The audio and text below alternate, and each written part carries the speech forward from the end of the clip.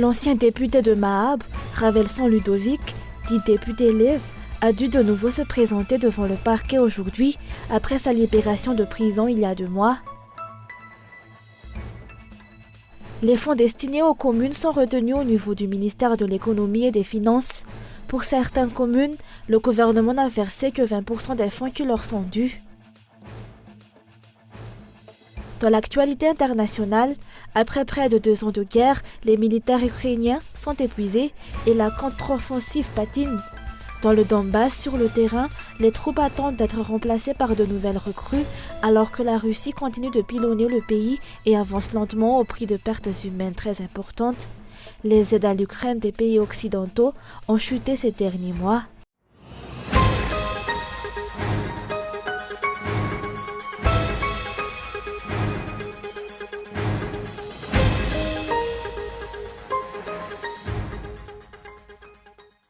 Aucune redevabilité fiscale ne pourra être assurée pour les citoyens s'il faut attendre l'action du gouvernement. Les fonds destinés aux communes sont retenus au niveau du ministère de l'Économie et des Finances. Pour la commune d'Amboïdjachim, le gouvernement n'a versé que 20% des fonds qui lui sont dus. Les appels des maires sollicitant la facilitation et l'accélération du déblocage des fonds provenant des impôts synthétiques restent sans réponse.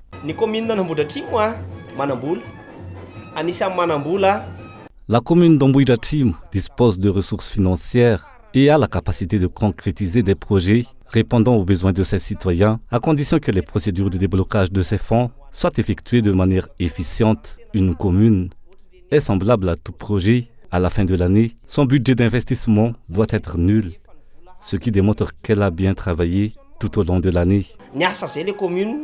Les procédures de déblocage des fonds, tant au niveau des percepteurs que du ministère compétent, semblent délibérément compliquées pour retarder le déblocage. Selon les explications, ces fonds appartiennent entièrement à la commune, car ils résultent de la contribution active de ses résidents. Puisque l'argent de la commune tarde à être débloqué, il devient impératif de renforcer la coopération avec le secteur privé pour la réalisation d'infrastructures et la mise en œuvre des projets communaux. Le PP Amboutsuru était autrefois considéré comme la pire école primaire publique de Madagascar, l'une des meilleures en termes d'équipement et d'infrastructures. Elle a été rénovée grâce à la collaboration avec des partenaires du secteur privé et est déjà opérationnelle. Des discussions sont en cours pour établir une collaboration avec des partenaires étrangers. Le 12 janvier, 4 communes du district d'Amboïdjachim se réuniront pour discuter de cette collaboration en vue de la réalisation d'un projet de gestion des déchets. Cela a été rendu possible grâce à une communication efficace et à la confiance mutuelle entre les partenaires. Dans le cadre de nos collaborations avec ces partenaires et bailleurs de fonds, l'entreprise chargée de la réalisation des travaux recevra directement les fonds des bailleurs, sans passer par le maire.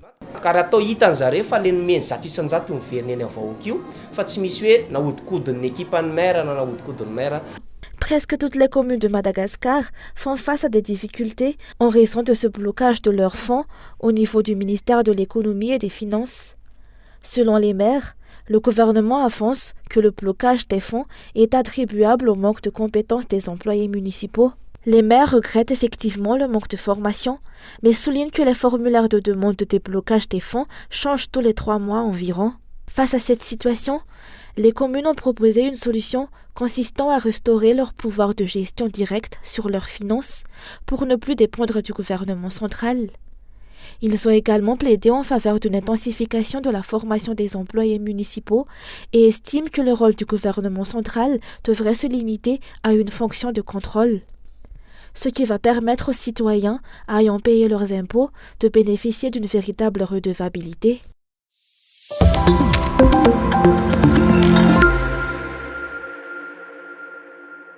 L'ancien député de Mahab, Ludovic Ravelson, connu sous le nom de député Live, a dû de nouveau se présenter devant le parquet à Anous aujourd'hui, après sa libération de la prison de Tiafay il y a 2 mois. Il est poursuivi dans le cadre de l'affaire du meurtre survenu en 2015, dont l'enquête a déjà été menée. Selon son avocat, ce dernier a confirmé que l'une des raisons de la persécution de ce député est sa victoire aux élections législatives de 2013.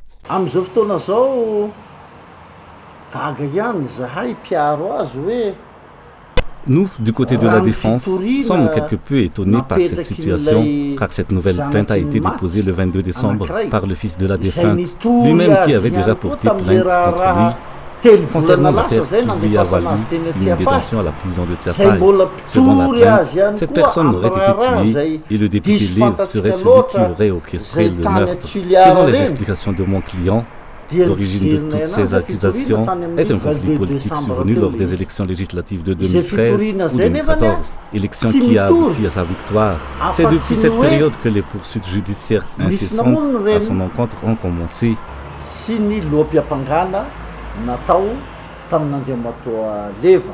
En outre, l'avocat du député Lév a également appelé les autorités compétentes à surveiller de près le respect des droits des personnes faisant l'objet de poursuites. En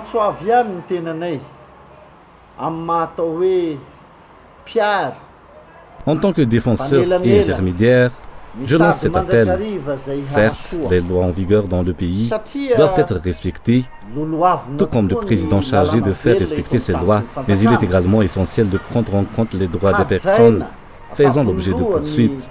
Nous avons déjà souligné que Lév était infirme. Cependant, des accusations persistent affirmant qu'il est le chef de plusieurs bandits et qu'il aurait à son service plusieurs mercenaires. Lév était un élu choisi par des citoyens malgaches qui lui ont fait confiance et attendent de voir la suite de l'affaire.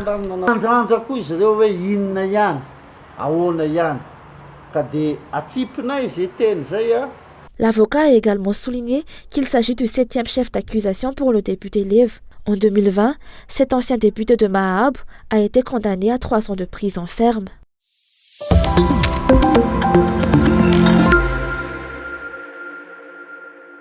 Les dirigeants n'écoutent pas et ne prennent pas en compte les véritables besoins du peuple.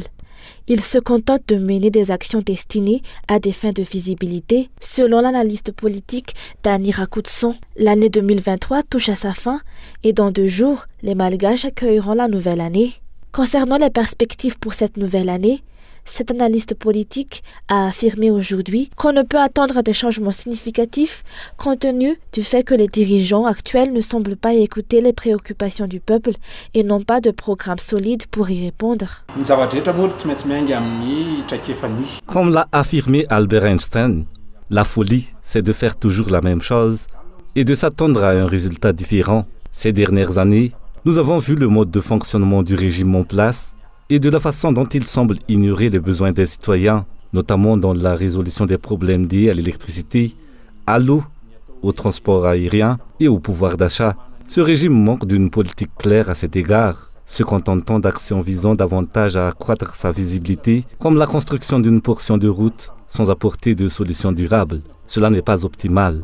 De véritables leaders doivent adopter une perspective macroéconomique. Il est essentiel de noter que ce régime a déjà traversé une période de transition pendant près de 5 ans et a exercé un mandat de 5 ans, totalisant ainsi 10 ans. Si vous me demandez de me projeter pour les 5 prochaines années, je n'ai pas beaucoup d'espoir. Compte tenu des dernières années, peut-on s'attendre à des changements significatifs au cours des 5 prochaines années de ce nouveau mandat? Même si le régime affirme être ouvert au changement, c'est finalement le résultat qui doit être pris en compte.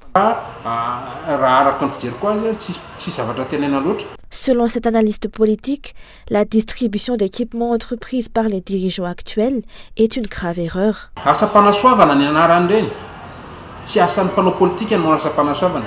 Il s'agit d'actes de bienfaisance, une responsabilité qui ne relève pas du travail des politiciens, mais plutôt des églises, des associations et des clubs de service. La tâche des politiciens est de créer des lois qui auront un impact sur la vie des citoyens. Les politiciens qui s'engagent dans des actions de bienfaisance commettent des erreurs. À l'étranger, aucun homme politique ne se consacre aux actions de bienfaisance. Leur priorité est la mise en place de lois qui seront bénéfiques pour l'ensemble de la population. Madagascar n'a rien à envier aux autres pays. Alors pourquoi sommes-nous en retard en termes de progrès?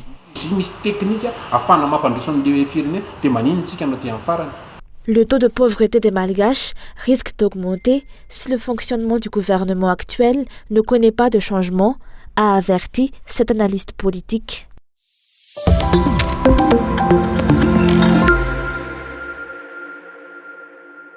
La célébration de la fin d'année est assombrie pour la majorité des Malgaches par la recrudescence de l'insécurité, Selon les explications, les citoyens ne se sentent plus en sécurité en raison des difficultés économiques qui poussent certains à se tourner vers des activités criminelles. Cambriolage, braquage et vol à l'arraché caractérisent le quotidien des habitants de la capitale. À l'approche des fêtes, les citoyens soulignent l'importance d'une vigilance accrue et certains ont fait le choix de demeurer chez eux pour la Saint-Sylvestre. Nous n'irons pas à l'église le 31. Nous allons rester chez nous.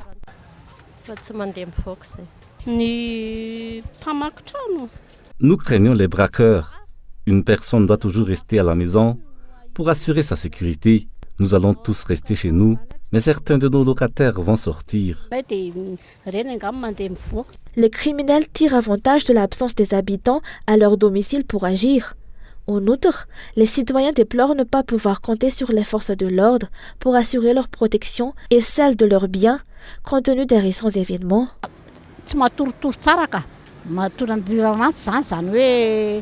Nous devons constamment faire preuve de vigilance.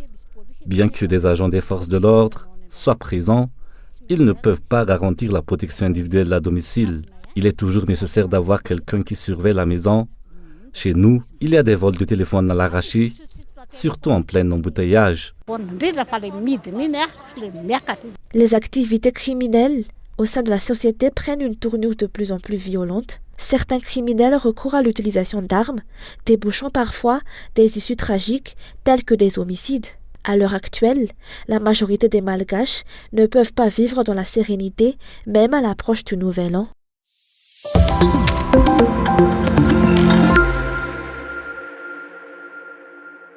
La plupart des pompes à eau de la Chirama, à Tanajif et dans ses environs, ne distribuent actuellement plus d'eau. De nombreux Fuktani, en particulier ceux d'Apasapitu, Manzakaray et Anzanaari, ont vivement regretté ces interruptions dans la distribution d'eau. Dans certains cas, l'eau n'est disponible qu'en soirée. Les citoyens sont contraints de faire la queue devant ces pompes à eau pendant la nuit pour obtenir de l'eau. De plus, le coût de l'eau a également augmenté. Un bidon d'eau coûte à présent 1000 ariary. L'accès à l'eau est actuellement très difficile. Nous devons rester éveillés tard dans la nuit pour en disposer. Il arrive parfois qu'il n'y ait pas d'eau même pendant la nuit et nous sommes contraints de rentrer chez nous avec des bidons vides. Les nuits sont consacrées à l'attente de l'eau et vers 3 heures du matin, la file d'attente pour obtenir de l'eau se poursuit. Il arrive parfois que l'eau soit coupée pendant 4 à 5 heures. En outre, les citoyens ont également déploré les coupures d'électricité prolongées. Ces interruptions de courant sont devenues monnaie courante et font désormais partie de la vie quotidienne des citoyens de la capitale et des environs. Les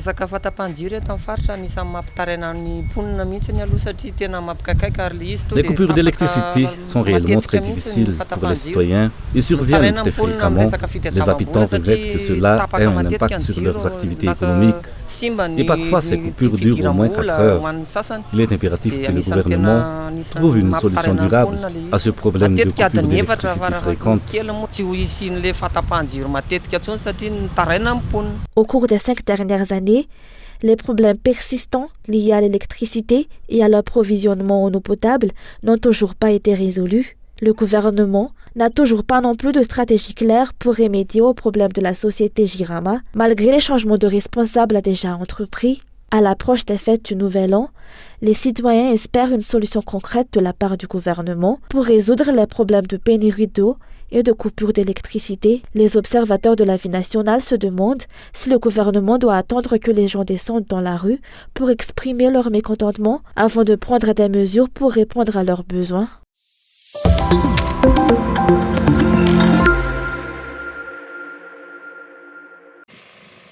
Sur la ligne de front, ces soldats ukrainiens se déplacent péniblement entre la boue et les mines.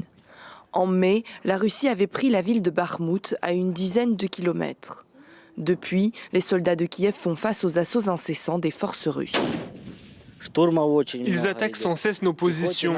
C'est très dur pour notre infanterie. Ils continuent d'avancer, peu importe la météo et toute cette boue. Les champs sont couverts de leurs cadavres. Ces dernières semaines, la Russie a progressé dans le Donbass avec la prise revendiquée depuis lundi du village de Marinka, ou encore quelques gains territoriaux autour d'une autre place forte, Avdiivka. Une avancée au prix d'énormes pertes, 20 000 morts et blessés selon la partie ukrainienne. Plus au nord, dans la région de Tcherniv, ces soldats ukrainiens constatent aussi que les forces russes intensifient leurs efforts. Aujourd'hui, il y a 3 tirs de roquettes sur notre région et sur notre ville. Nous devons donc rester constamment sur nos gardes. Leur mission, détruire les drones iraniens Shahed utilisés par la Russie. Il y a très peu de temps pour dormir, car à chaque alarme, on doit sortir et surveiller les cibles qui volent vers notre ville. On doit défendre la ville. Malgré la volonté des soldats, la contre-offensive ukrainienne patine. Moscou contrôle plus de 17% du territoire ukrainien et parle d'un échec de l'Occident. L'Occident change vraiment de tactique. Et peut-être même envisage-t-il de clarifier sa stratégie. Car si la stratégie était la défaite de la Russie, alors cela a complètement échoué. Les États-Unis ont annoncé jeudi débloquer 250 millions de dollars d'aide militaire à l'Ukraine, mais le soutien occidental à Kiev est en perte de vitesse. Les aides engagées ont chuté de 90% entre août et octobre par rapport à 2022.